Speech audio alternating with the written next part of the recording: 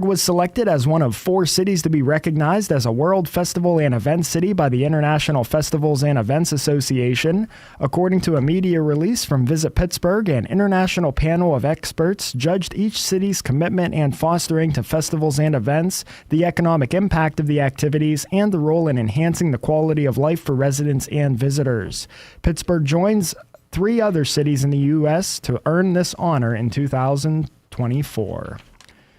The Pennsylvania House passed 2 bills by State Representative Rob Matzey that would reauthorize soon-to-expire laws protecting utility customers and safeguarding workers and underground utilities from excavation damage. House Bill 1077 would reauthorize Chapter 14 utility shutoff protections. The House also passed Matzey's 2189 House Bill, which would reauthorize the soon-to-expire PA one-call law that safeguards workers and prevents major damage to underground utility lines. Both bills now head to the State Senate for consideration. Are you ready, kids? It appears that the secret Krabby Patty formula has been leaked to a popular fast food chain. Wendy's have announced that they will be celebrating the 25th anniversary of SpongeBob SquarePants along with Paramount by offering the Krabby Patty Collab meal. The meal will feature a Krabby Patty Collab burger and pineapple under the sea Frosty. Dario Spina, CMO of Paramount Brand Studios, said in a release that the Krabby Patty collab marks another innovative way to continue the landmark 25th anniversary of SpongeBob, bringing Bikini Bottom to the surface like never before. The meal hits stores nationwide in the U.S. beginning on Tuesday, October 8th. And U.S. kindergarten vaccination rates dipped last year, and the proportion of children with exemptions rose to an all-time high. That's according to federal data posted Wednesday. Exemptions rose to 3.3%, up from 3% the year before. Meanwhile, nearly 93% of kindergartners got their required shots. That's lower than where it was the previous 2 years. The rate was 95% in the years before the COVID pandemic, and that's considered the ideal minimum level because it makes it unlikely that a single infection will spark a disease cluster or outbreak. I'm Patty. And I'm Bob. We're retired, and we live at St. Barnabas in the Village. We used to have a house. Lived in it for 40 years. Raised our kids. But it became too much. The upkeep, the stairs. Moving seemed like such a hassle. We didn't even know where to start, so we didn't. Until we met Cindy at St. Barnabas. She talked us through our options. Yeah, and she helped us with our move and all the arrangements. There was so much stuff. Who knew we had 3 fondue pots? But she made it easy. So easy. Now we enjoy ourselves. Golf, the pool, new friends, shuttles to where we want to go. The pub and the food. So good. There wasn't a long-term commitment or any large fees. And they have a healthcare system on campus with doctors if we need it. The kids really like that. The kids like to come and eat with us. There's an easier, worry-free way to retire at the Village at St. Barnabas. Come visit us for a free and informative counseling session and personal tour. I can't believe you waited so long. I can't believe you waited so long. Visit stbarnabashealthsystem.com or call 724-443-0700. Here's the Beaver County forecast on 95.7 and 99.3 FM, along with 1230 WBVP, 1460 WMBA, and streaming at beavercountyradio.com. Some areas may see some early morning patchy fog. Otherwise, it'll be mostly sunny. We'll see a high near 74. Clear tonight will drop down to a low around 50. Lots of sunshine tomorrow. Look for a high near 77 and an overnight low around 51. More sunshine expected on Saturday. We'll reach a high near 71 and a low of about 50. And partly sunny on Sunday with a chance of showers and thunderstorms in the afternoon through the evening. We'll see a high near 79 and a low around 49. I'm Lisa Marie with your Beaver County weather. On this Thursday, October the 3rd at 11 minutes past 9, we've got a temperature of 54 degrees with sunny skies in Beaver County. That's news. I'm Curtis Welsh on 99.3 FM and AM 1230 WBVP, also streaming at beavercountyradio.com. Teleforum is on the air on Beaver County Radio, 99.3 FM and 1230 WBVP. The show is presented by East Rochester and Tusca Shop and Saves. And now, here is the host of the show, Eddie Crow.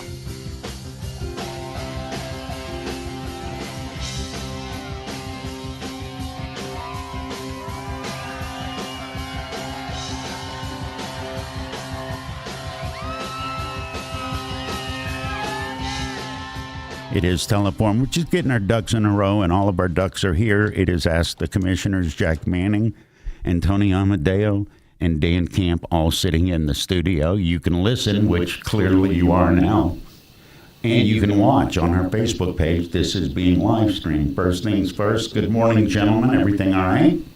Oh, yeah, good morning. Good. Good morning. Always be good to be with you, Eddie, as you know. You were so nice. I try. I've got a list. Some days when everybody comes in, I've got a short list. Some days I've got a long list. This is a short list, but it seems to be a list that is drawing emotion. The last couple of work sessions that you gentlemen have had, there have been people there. First, where are we with the Beaver County Times building purchase questioning? Did anything get sorted out since the last time that we spoke, or you had a work session that we know I'll about? defer to the chairman. Okay, No, Chairman. Eddie, no, at this time, as we have residents who come to our meetings and ask, and so we'll be very transparent on anything that takes place with that. There hasn't been anything done since probably about 2 or 3 weeks ago, whenever we passed Attorney Rackley's contract with the county to get into negotiating and see what the sale price of the building would be. But at that time, there hasn't been any new developments in regards to that. What is the beef that people, because I did watch the work session, what is the general set of beefs or questions that people have about the deal? Well, I think everyone has separate questions. Commissioner Manning has asked a few questions. Even Commissioner Amadio has asked a few questions. The issue that a certain group of people and a few elected officials are coming to the table to raise questions and concerns are one of the members of the LLCs who own the building is a county employee.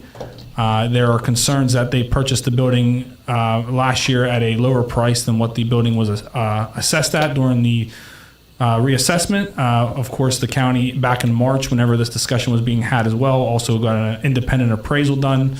By law, we didn't have to, but we did. The appraisal also came in a little less than what the assessment was, but it's still around the $2.8 million number. Are there questions about the appraisal in terms of who did the appraisal and their reported connections to other parts of the deal? There are a few questions regarding that. Okay. Whether they're legitimate questions, it is what it is. They are questioning that Mr. Coleman, Mike Coleman of Commonwealth Realty, I think it's called, it was a county employee at the time. He was also working on a consulting basis for the county of Beaver during the reassessment. But as we all know, Tyler Technologies are the ones who provided those numbers and did the reassessment for every parcel across Beaver County. Is there any connection with Tyler Technologies and any of the moving parts in this? Not that I know of. No? Okay. I'm not happy Don't with believe so. the assessments to either, my reassessment especially. So Okay. that's important to note. Well, when you're talking about what The implications- are you unhappy about your reassessment because your property is worth more than you thought it was going to go up, or the opposite? No, less. It's not worth as much as it was being assessed. So the numbers are high, apparently. That's why we have 500 and some appeals still left to do this year. So it's not, there's no collusion or no connection with the board and Tyler Technologies with the numbers. Does it not raise questions when a property, whether it's super overassessed or overvalued in the assessment or not, when somebody is willing to come up and pay to $0.2 million over the assessed value? We can't pay over, as a county, we can't Okay. pay over what the appraisal, and we had an independent appraisal done. Mm-hmm. We can't pay over what the appraisal comes in at. So I think that's the issue right there, Eddie. Okay. If I heard you correct, did you say that we're looking to pay $2 million over the assessed value? No, I'm sorry. I'm glad you guys are here because there's so many numbers and it swirls my head. I saw that it was appraised at 2.8 Yes. and it was sold or could be sold for 3, but it's not going to It be was sold reassessed. for It was reassessed for at 3.1 million, yes. 3.1. It's appraised Okay. at apparently a different number. Yes. So, for instance, if an individual who owns a building goes out and gets an independent appraisal done, and they want to appeal their taxes, they would bring that $2.85 million appraisal into the county, to the Assessment Appeals Board, and say, look, you guys reassessed my property for 3.1. We have an appraisal saying it's worth 2.8. Okay. The appraisal values are less important to me. And these guys know. I mean, I'm clearly what's important to you? Well, I've been opposed to this from the beginning for a lot of reasons. One, I just don't think it's the best solution for the problems, the three separate problems that we have. I don't think it's a good location for those. It is in a residential neighborhood, and there's elements of this that bother me. The issue about selling it to a current employee, no matter who the employee was, if it was Sam Yagley or Eric Brewer or people I think very, very highly of, I just don't like the idea, the implications of us doing business with a current owner for an expenditure of that size. But I just don't. I think there are other solutions to the problems we have. I haven't come up with a good one on the storage of the documents. It's troublesome. I don't want to take off topic, but storage of documents, how much square footage is needed? Well, a cave's worth apparently now. We've got some guesstimates, but I don't. At least. I still don't know the exact number of square footage we're using in the mines because this stuff's kind of scattered all over the place. I know Dan has some figures in mind that he's quoted. I'll accept those. I haven't seen any specific numbers on how much is needed for the mines documents. One thing is for sure, we have to get the documents out of the mines. Well, we have to get out from under that contract, that's for sure. That contract with the mine? There was a long-term contract that was signed, predates me. But even prior to that, we had an area. It's very expensive. We had an area which our employees can go in and out with the permits, go in, get what they need, retrieve what they need. The courts can go in and retrieve what they need, bring it to the courthouse, for whatever need was necessary, and then take it back. But now they've combined all of our stuff, and it's in with other communities and other rentals, so that we have to pay to have somebody that's an employee go in, retrieve the document, and bring it out. And then when we take it back, we have to pay again to put that document back in. There was a time when I as a commissioner, went into the mines, walked in. Of course, it was a mess back then, which we had to clean up, which we did clean up. And then they came up with this new system that, as far as the county is concerned, it's becoming economically infeasible. How long would, if everything goes through and the money is paid that we're talking about, Dan, how long would it take to break even on the cost savings relative to the cost of the mines? That's I don't want to say it's not a fair question, because this building will be used for much more than just the records improvement. I don't want to get directly into the numbers, but it looks like between $200,000 and $300,000 a year is what we pay the mines to store our records there. Mm-hmm. We have some capital reserves that we may use. We have some ARP dollars that we may use. We could come out of this and tomorrow and next year not have any money pulling out of the general fund other than utilities for the building. So it depends on if this goes through, how the board wants to allocate the monies to pay for something like this. But if you just look at the purchase price of the building plus some no one knows the exact figure what it's going to cost to rehab. There has been a lot of stuff done to the building. Some stuff we're still going to have to do. There's going to be some security issues, some minor electrical work, but we're not going to. That's just the due diligence process. We really don't know what exactly needs done right now to be able to move into there. But if you just take $300,000 a year at $3 million, that's 10 years. Okay. To be able to recoup, then you own that. But at this point, we don't know what we're going to do.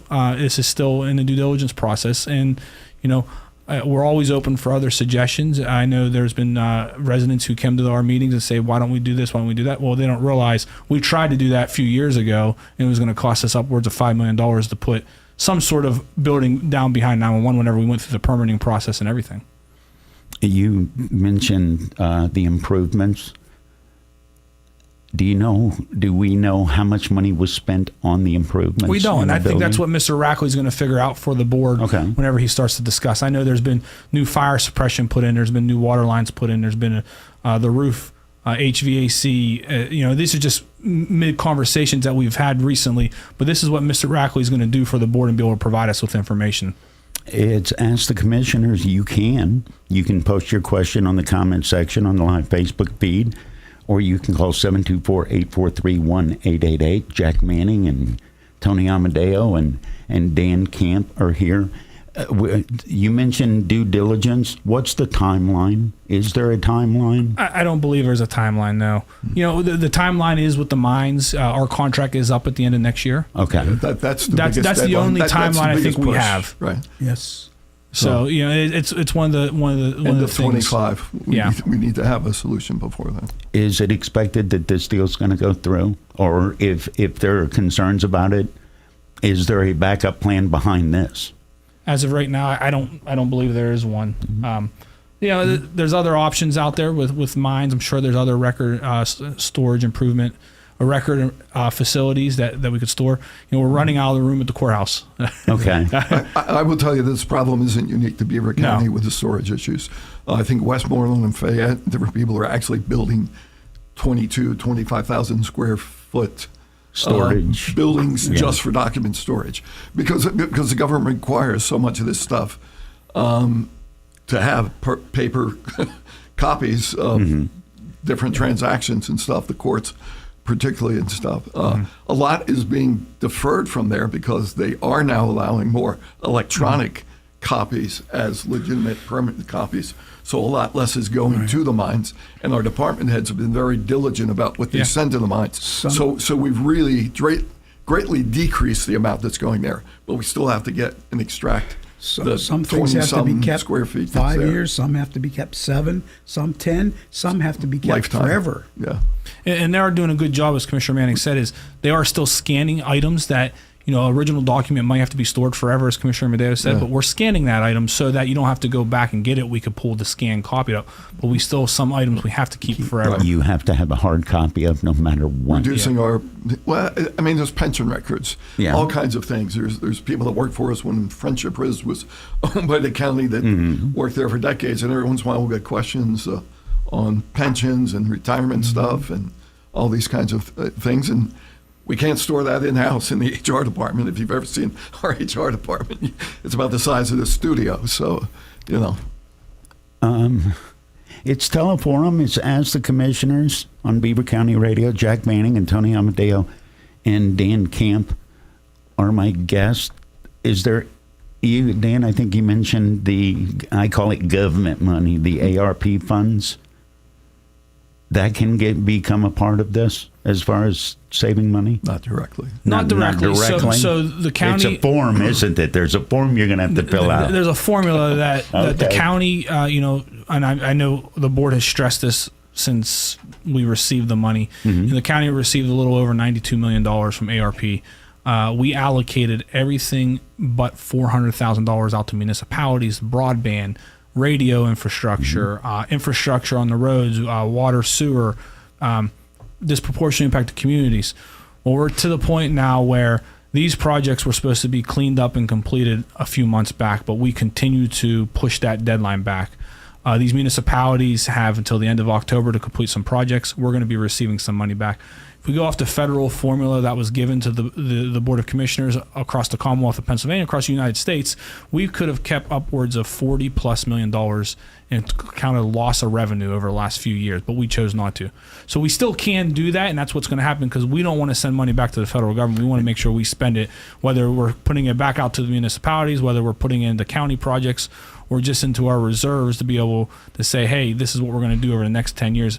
Commissioner Manning scheduled a meeting with tourism next Wednesday. We're having I don't want to say a capital improvements plan with our tourism department, Parks and Recreation. We might be able to use some money when it comes to that. We're trying to spearhead this and say this is what we're going to spend the money on so that we have a plan for it. What is the drop dead date for do something with it before it's got to go back to the government? 2025? Well, at the end of 26 is when projects need to be done. But not just funded, but completed. Right. Yes. But things have to be allocated and in progress and by the end of this year. Yeah. And we've given those folks a deadline of, hey, if we don't know, actually I think it's this month. It's end of October. If we don't know this month that you've got something started, something permitted, something in the works, we're going to have to take that back because we can't reallocate it. Everything has to be allocated by the end of this year. Some of those longer-term projects can be completed, like broadband, can go into 25 and 26. And by the way, speaking of broadband, that's where we originally threw out $20 million for that. Looks like our costs are going to come in closer to 12 or 13 million, right? So that's money that we'll be able to have to reallocate under this lost revenue for some of these projects that we've been talking about, some of the county-funded projects that we need. It's 9:28. News with Curtis is next, and more with the commissioners, Jack Manning and Tony Amadio and Dan Camp in the studio with me. You can listen and call, or you can post your comments or questions in the comments section on the Facebook feed. The best of Beaver County is easy to discover. It's right here on your radio. Tune in Beaver County Radio or watch the best of Beaver County live on Facebook or YouTube video this and every Thursday from 11 to 11:30. The program is made possible by St. Barnabas. For over 3 years now, the show has been dedicated to shining light on the great things going on right here in your neighborhood and the people that are making it happen. This Thursday, enjoy conversation and insight from an intriguing lineup of guests who are creating excitement and having an impact right here in Beaver County. Your friends and neighbors at St. Barnabas are pleased to support the best of Beaver County. The radio broadcast will also be replayed each week from 11:30 to noon on Sundays on Beaver County Radio. Archived Best of Beaver County videos can be viewed on the WBVP WMBA Facebook page. It's your chance to encounter the best of Beaver County with host Mike Romai this Thursday starting at 11. For more information, visit beavercountyradio.com. Have you ever found something interesting that makes you go, oh? Then tune in every other Tuesday from 5 to 5:30 p.m. on Beaver County Radio for the Oh Show with Orlana Dawkins Drury. Orlana relates her views about informing, inspiring, and entertaining headlines that makes the world go round in interviews with local influencers that make you go, oh. The episode will be on Beaver County Radio Facebook and YouTube pages, so make sure to join the Oh Show with Orlana Dawkins Drury every other Tuesday from 5 to 5:30 right here on 99.3 FM and 1230 WBVP. Football season is here, and East Rochester and Tuska Shop and Save is your tailgate headquarters. With all the food and beverages you need to make your tailgates and game day parties the best in town. Fire up the grill with their top quality meats, delicious burgers, hot dogs, and chicken wings. Get your cheese and meat platters, dips, and all your game day snacks. Check out their wide variety of wines and the beer cave. Don't miss out on amazing weekly specials and save money at the pump with every dollar you spend. Stop by your Shop and Save at the Tuska Plaza or East Rochester today for everything you need this football season. Beaver County Radio's news source, 95.7 and 99.3 FM, along with 1230 WBVP, 1460 WMBA, and streaming at beavercountyradio.com. Here's Curtis Walsh. Good morning on this Thursday, October the 3rd. We can expect sunny skies today, reaching a high around 76 degrees. We'll have a complete Beaver County radio weather forecast after we take this look at news. New Brighton will become the home of the first free little art gallery in Beaver County. Free little art gallery is also referred to as flags, or a place where anybody can visit and view original artworks and take or leave one. Organizers of the New Brighton flag say that their motto is take art, leave art, and love art. The movement started in Washington State back in 2020 with the idea that everyone can do art or own art, and as of this past summer, 574 flags have been mapped. The New Brighton Free Little Art Gallery will be located in the New Brighton Public Library, and they'll have a grand opening on November 2nd from 11:30 a.m. to 1:30 p.m., and food and refreshments will be served following the opening ceremony. Pittsburgh was selected as one of 4 cities to be recognized as a World Festival and Event City by the International Festivals and Events Association. According to a media release from Visit Pittsburgh, an international panel of experts judged each city's commitment and fostering to festivals and events, the economic impact of the activities, and the role in enhancing the quality of life for residents and visitors. Pittsburgh joins 3 other cities in the U.S. to earn this honor in 2024. About 1 in 8 new mothers report symptoms of postpartum depression, according to the CDC. A community-based organization works in Pennsylvania and Delaware to reduce that figure and infant mortality as well. Danielle Smith reports. Mama Bill Family Therapy is one of the Maternity Care Coalition's programs. Clinical Supervisor Louise Jones says they also include evidence-based home visiting, child care through early Head Start, and parenting education. We also provide doula and lactation program. We have doula trainings, which is one actually going on right now. So if a client is interested in a doula, that's something that we do as well. We provide trainings to the community, and once someone's complete the training, they can become certified. Jones points out the collaboration between her group's home visitation advocates and family therapists is crucial, since social factors have a big impact on mental health. The home visiting staff focuses on basic needs like health care, finances, and housing, while the therapists focus on clients' behavioral health concerns. The head of the U.S. government's cybersecurity agency says security for the nation's election systems has become so robust that Russia, Iran, and any other foreign adversary won't be able to alter the outcome of this year's presidential race. Jen Easterly is the director of the U.S. Cybersecurity and Infrastructure Security Agency. She told the Associated Press in an interview Wednesday that voting, ballot counting, and other election infrastructure is more secure today than it's ever been.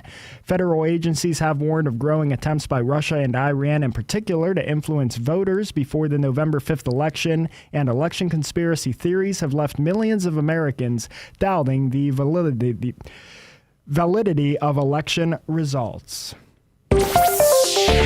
Here's the Beaver County forecast on 95.7 and 99.3 FM, along with 1230 WBVP, 1460 WMBA, and streaming at beavercountyradio.com.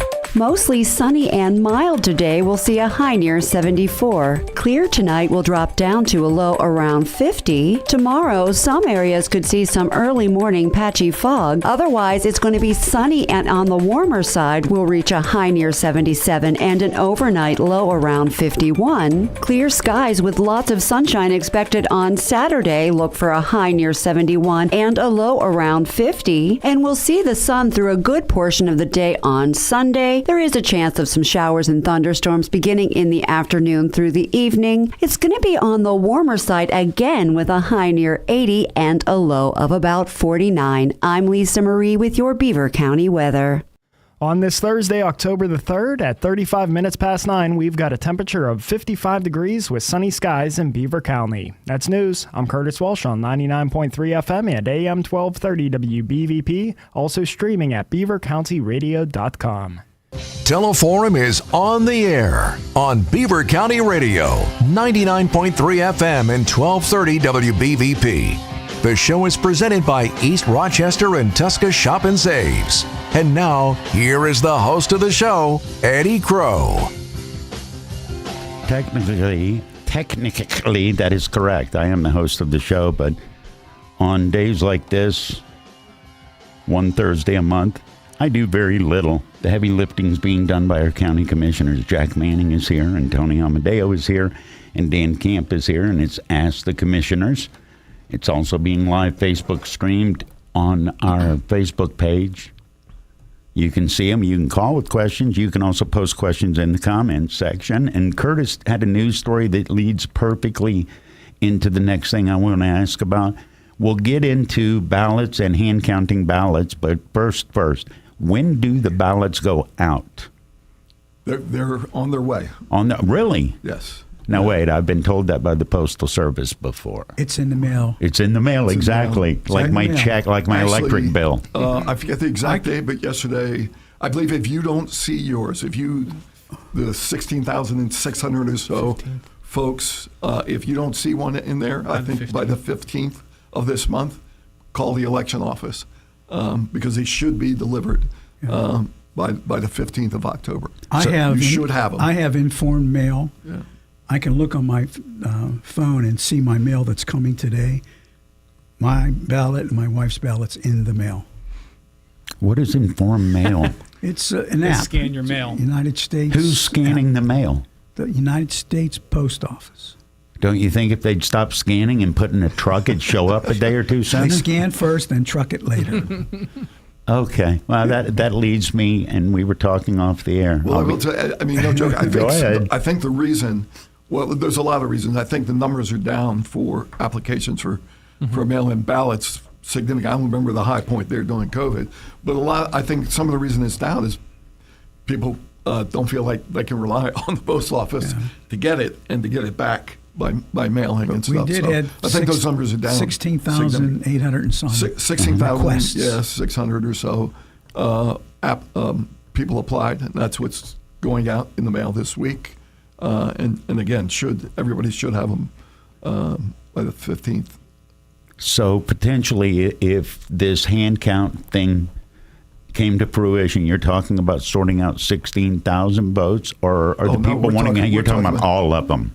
I forget the exact. I think we have like 112,000 registered voters, and we're going to have 75 to 80% of those vote in the presidential election.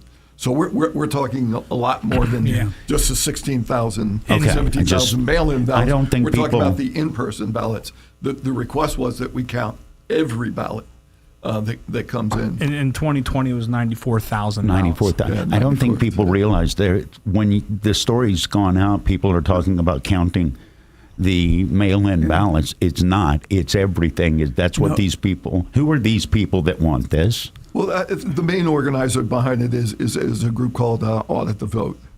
Audit the Vote Pennsylvania. It's been around since the last election. There are folks that obviously mistrust government in general and election results specifically. So I just saw a Gallup poll, and nationwide, 19% of the population has no faith in elections. That's skewed significantly by your party affiliation. Okay. 56% more Democrats believe in it than Republicans, so it is skewed. But I'm sure we fall somewhere in that same demographics in Pennsylvania. But as we've repeatedly told the folks that came in, and we've accommodated all their comments. Dan has been very generous, very gracious. I would last in Dan's job about 30 seconds. Yeah, to speak. Couldn't just no. To speak their mind. And hey, I certainly want to hear everybody's input and ideas. But we've never, in the 5 years that I've been here, these guys go back longer, we have had one instance of suspected fraud that was investigated by the district attorney. And it was somebody who was confused and tried to vote twice. Okay, so it wasn't trying to be fraudulent. It was no. Okay. No charges were brought forward or anything. Yeah, but I'll let those guys speak. But there's no reason for us to have to do this hand counts. We can't do them. Yeah. We can't. The state code says we have to use one of 6 machines, which has to be a paper ballot that's counted electronically. Mm-hmm. And that's what we're doing. And I remember we used to do the paper ballots. That's how long I've been around.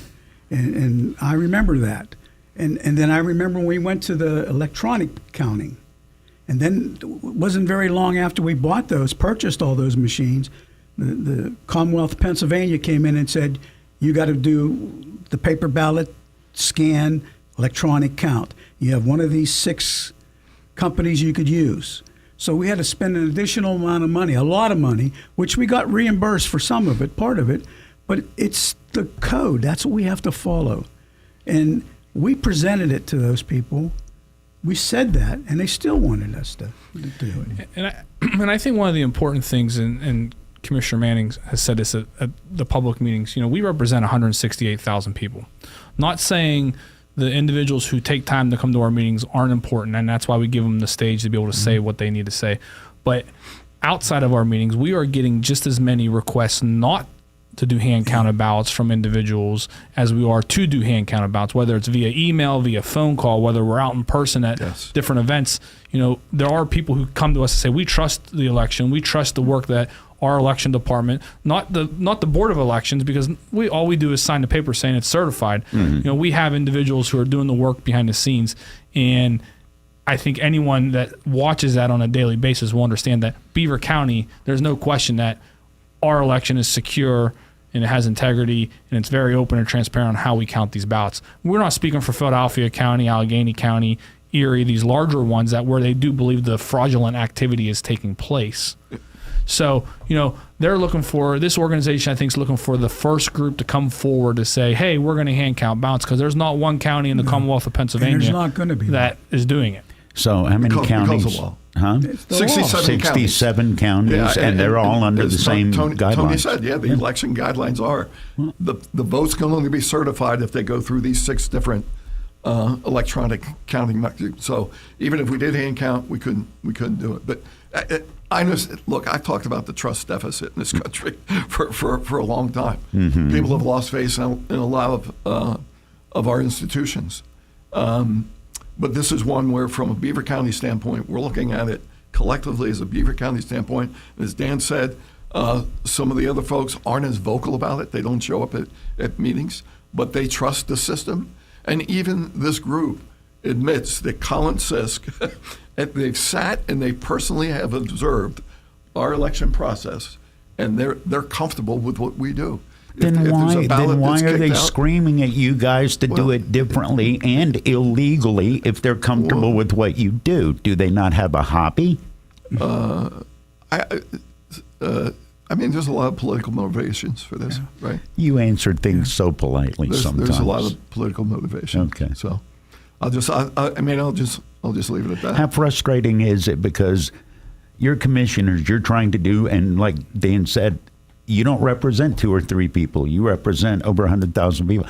How frustrating is it in terms of efficiency to spend time dealing with 2 or 3 loud people?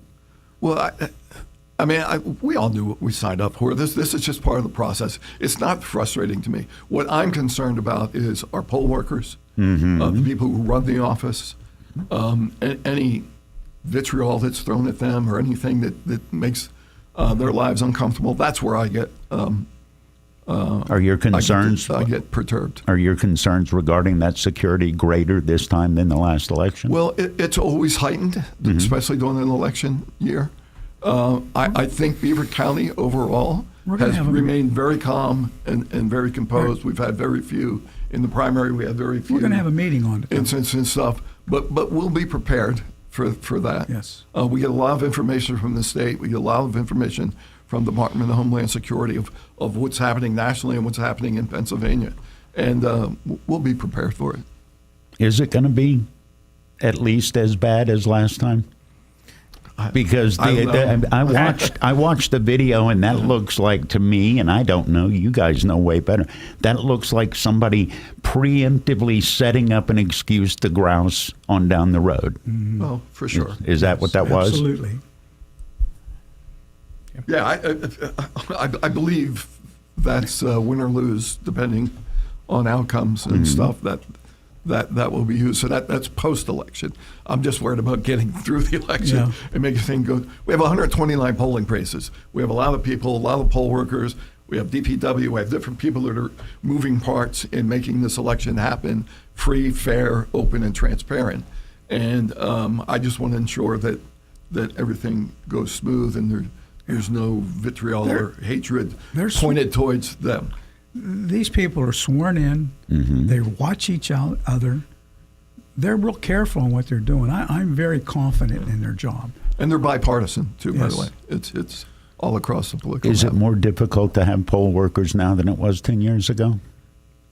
Sure. Do we, Beaver County, do we struggle to get the number of poll workers that we need? Yeah, I mean, nationally and across the state. It's always been like that. But first of all, it's usually retired folks that feel they have a civic duty to be part of that, and they volunteer to do that. Some of them are aging out, and some of them are just kind of don't want to have to deal with this stuff anymore. So We still have quite a few that have been with us for years, but we've had some turnover there. You know, of all the holidays that we celebrate in the Commonwealth of Pennsylvania, both the primary and general election day should be so that we could have more access to people, because there's individuals who aren't going to take a day off of work to be able to do this. Maybe can't. We ask people to sit there for 12 hours to do this all day. There are times where there have been people who have had to leave or say, this year I can only do 6 hours. We try not to, because those individuals have to get sworn in, as Commissioner Amadio said. So we do see it's tough sometimes finding them, but we have a lot of good residents in Beaver County who, volunteer their time and get a small stipend. This year they're going to get a bigger stipend because it's based off how many people come to the polling place to vote. And we're going to have a lot of people this year coming to vote. I mean, as Commissioner Manning said, our safety and security of not only our poll workers but our residents coming in to do their civic duty and cast that vote for the next president of the United States is what's important to the Board of Elections right now. Ask the commissioners. It's Teleforum, Jack Manning and Tony Amadio. You just heard Dan Camp. This question on the live Facebook feed backs us up to the last half hour talking about the Times building and storage. Tim sent this in. Are there any thoughts about possibly making agreements using such buildings like the closed Big Knob Elementary School, Freedom School District for storage? I just seen that Monaca Fire is breaking ground on a new station to combine 3 stations into one. That leaves 2 stations available in Monaca.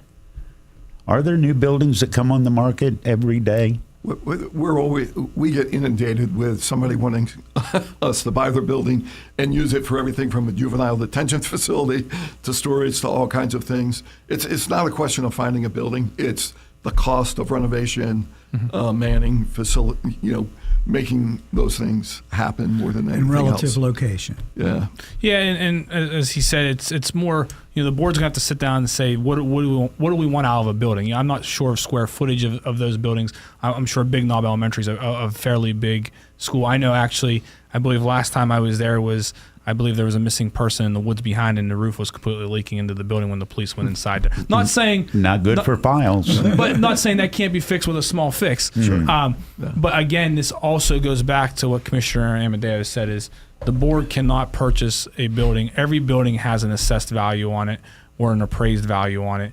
That school may be appraised for more. We have to decide as a board what we want to do, what stores, not only for files, but do we want to clear up some space down DPW because they're out of space where the election equipment is stored. ESU is looking for space because if you drive down 51, you'll see our hazmat stuff outside, the hazmat garage. So this is a bigger picture thing, and not saying a fire department can't do that, but we're looking for. My vision is we're looking for a lot of square footage, but we might have to do multiple buildings. We don't know what that's going to be right now. When will we know how much square footage is needed after we go down and clean up the caves? Well, is it being taken into account that if X amount of square footage is needed now, how much more in the future? Yeah, so that's definitely there's a lot of things I think we need to take into account for.